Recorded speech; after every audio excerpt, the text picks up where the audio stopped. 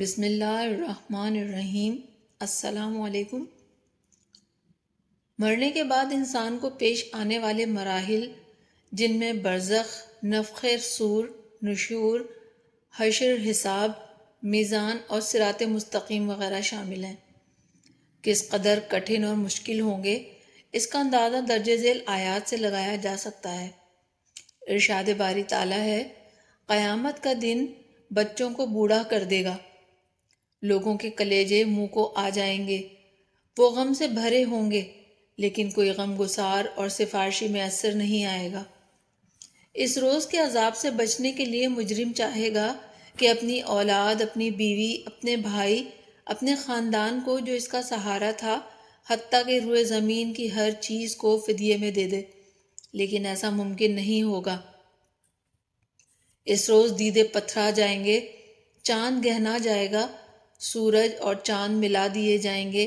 انسان کہے گا کہاں بھاگ جاؤں، لیکن اس روز کوئی جائے پناہ نہیں ملے گی۔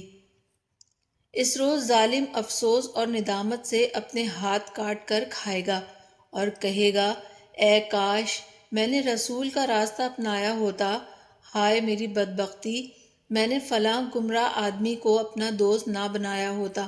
چند احادیث بھی پیش کرتے ہیں، انسان کی پیدائش سے لے کر موت تک جتنی بھی تکلیفیں انسان پر آتی ہیں، موت کی تکلیف ان سب سے زیادہ ہے، اور موت کے بعد آنے والے مراحل کی تکلیف موت سے کہیں زیادہ ہے۔ لوگ اپنی قبروں سے ننگے پاؤں، ننگے بدن اٹھائے جائیں گے۔ حضرت عائشہ رضی اللہ تعالی عنہا نے فرمایا، یا رسول اللہ صلی اللہ علیہ وآلہ وسلم، کیا لوگ ایک دوسرے کی طرف دیکھیں گے نہیں؟ آپ صلی اللہ علیہ وآلہ وسلم نے فرمایا، اس روز کی مصیبت اتنی زیادہ ہوگی کہ کسی شخص کو کسی دوسرے کی طرف دیکھنے کا ہوش ہی نہیں ہوگا۔ میدان حشر میں جہاں لوگ ننگے پاؤں اور ننگے بدن ہوں گے، سورج 1 میل کے فاصلے پر لے آیا جائے گا۔ لوگ اپنے اپنے اعمال کے مطابق پسینے میں ڈوبے ہوئے ہوں گے، کوئی ٹخنوں تک، کوئی گھٹنوں تک، کوئی کمر تک، اور کسی کو پسینے کی منہ میں لگام آئی ہوگی۔ حشر کا دن 50,000 سال کے برابر ہوگا۔ لوگوں کو حشر میں اتنی تکلیف اور پریشانی ہوگی جس کی وہ طاقت نہیں رکھتے ہوں گے اور برداشت نہیں کر پائیں گے۔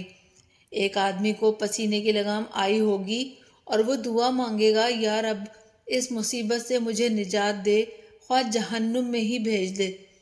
جب پلِ صراط جہنم پر رکھا جائے گا تو ہر طرف تاریکی چھا جائے گی اور لوگوں کو پل صراط سے گزرنے کا حکم دیا جائے گا، جو کہ بال سے زیادہ باریک اور تلوار کی دھار سے زیادہ تیز ہوگا۔ اس وقت تمام انبیاء بھی اللہ تعالیٰ سے اپنی اپنی عافیت کی دعائیں مانگیں گے۔ ان آیات اور احادیث سے یہ اندازہ لگانا مشکل نہیں کہ مرنے کے بعد پیش آنے والے مراحل اس قدر کٹھن اور تکلیف دہ ہوں گے کہ نہ تو احاطہ تحریر میں لائے جا سکتے ہیں، نہ زبان سے بیان کیے جا سکتے ہیں۔